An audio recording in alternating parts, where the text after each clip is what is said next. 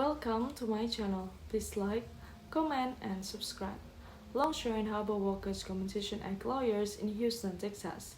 Longshore and Harbor Workers Compensation Act attorneys serving workers in Texas, Louisiana, and across the U.S. The Longshore and Harbor Workers Compensation Act, or LHWCA, grants workers compensation for wounded employees who work in the areas used for landing, unloading, crafting, and repairing a sea vessel.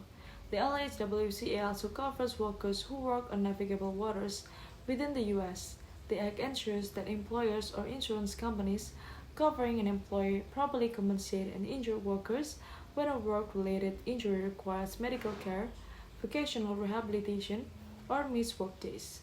The LHWCA also covers survivors' benefits. Who is covered by the LHWCA?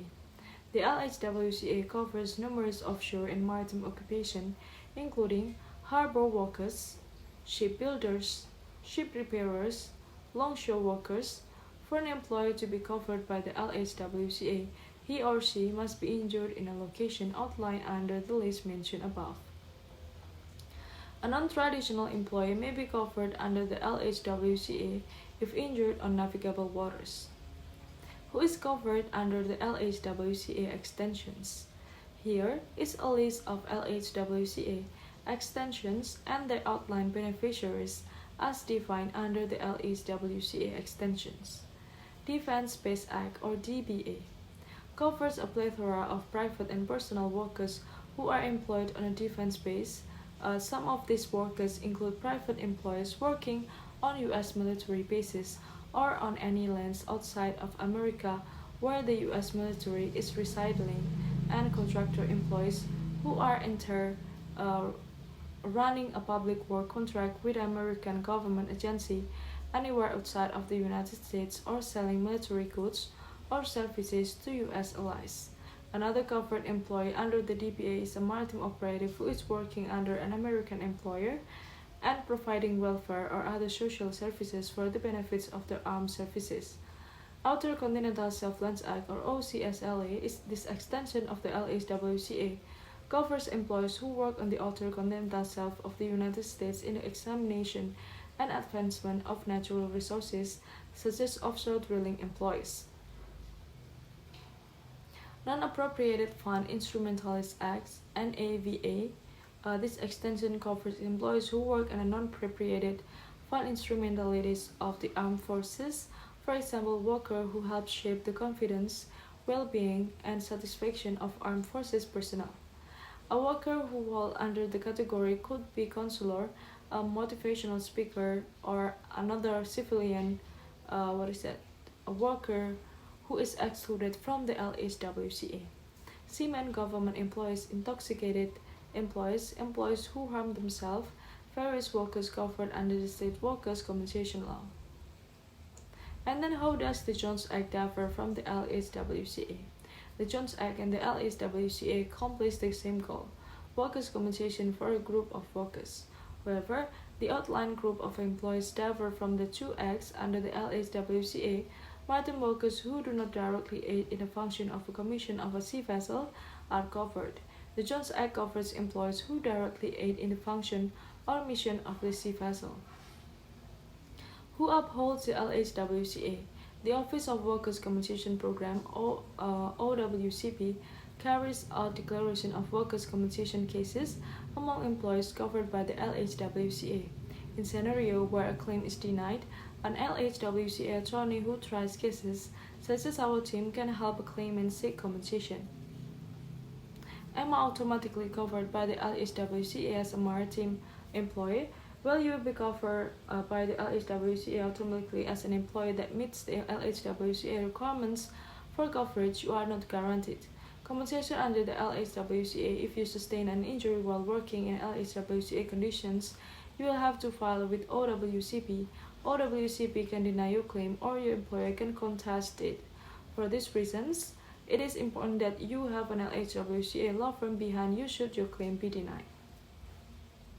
Standing up for longshoremen nationwide, offices in Texas and Louisiana, in addition to loading and unloading cargo, a longshoreman must be able to complete tasks that range in difficulty. These tasks include operating equipment, transferring loaded trailers, rigging cargo, and more. The terminal areas in which longshoremen work have many safety regulations that governs the high traffic areas and heavyweight equipment. Even with this regulation, the possibility of a serious accident is high. When a longshoreman is seriously injured, it is crucial for an attorney to be involved early enough to investigate. With professional legal help, you may be able to prove that your accident qualifies for compensation under maritime law. Longshoremen's rights. Under maritime law, most of the machinery used in a maritime terminal requires a fair amount of skill and experience to operate safely and effectively.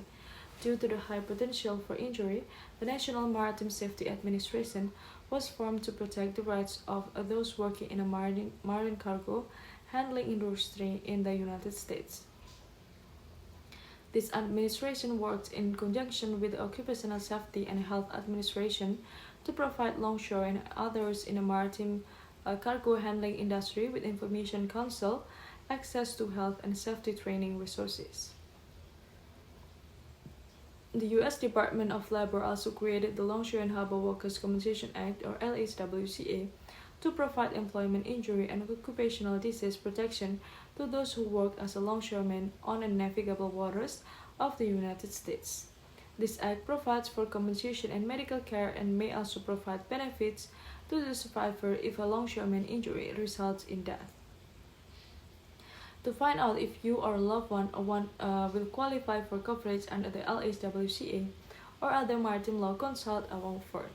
Receiving disability for breathing problems developed in a shipyard under the Longshore and Harbor Workers' Compensation Act. You may be entitled to benefits for work-related injury or disease, including asbestos-related lung disease such as mesothelioma. Your employer's duty to provide disability compensation arises out of the employment relationship itself. So there is no need to show that the employer was at fault for exposing you to whatever caused your disability. Just because you did not work in a commercial vessel enough to be classified as a seaman, there are provisions other than a Jones Act. Shipyards are known for carrying hazardous chemicals that, if ingested over long periods of time, can cause breathing deficiencies that requires medical treatment. The severity of your breathing problem will depend on the amount of hazardous chemicals and substances in your shipyard as well as the amount of time you spend with them. As a shipyard worker, you are entitled to benefits under the maritime law even though your work was not directly on a vessel. If you have developed a breathing problem, it will be best to contact your doctor immediately to ascertain the extent of your illness so that adequate treatment can be applied. Your illness may be mild, but it could also be severe. Your employer is obligated to pay your medical bills if your illness can be connected to your work at your shipyard workplace. As your employer, you are unsure whether you can be covered. Do I have rights even though working as a longshoreman is a dangerous job? Working as a longshoreman can be dangerous if equipment malfunction, safety regulations are overlooked, or if any person involved in a work is inexperienced or careless. This strategic as a physical work that involves high traffic areas and heavy machinery. Even though working as a longshoreman may have inherent risk, you still have rights. These rights are even more important because of the nature of your work. As a longshoreman, you have the right to benefits for medical care and lost earning without having to prove negligence or fault. You have the right to report a work injury and seek benefits without facing punishment from your employer.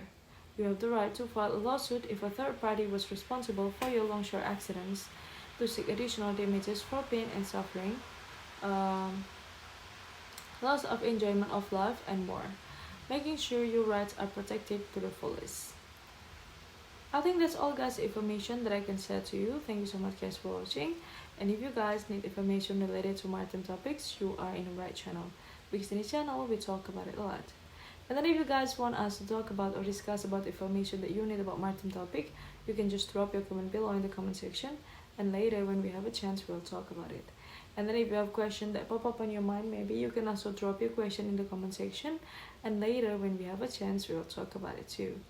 And don't forget to share this video to your friends, family, and your loved one. Maybe the information about maritime topics, when you share this video to them, it means you already help them to get through the problems.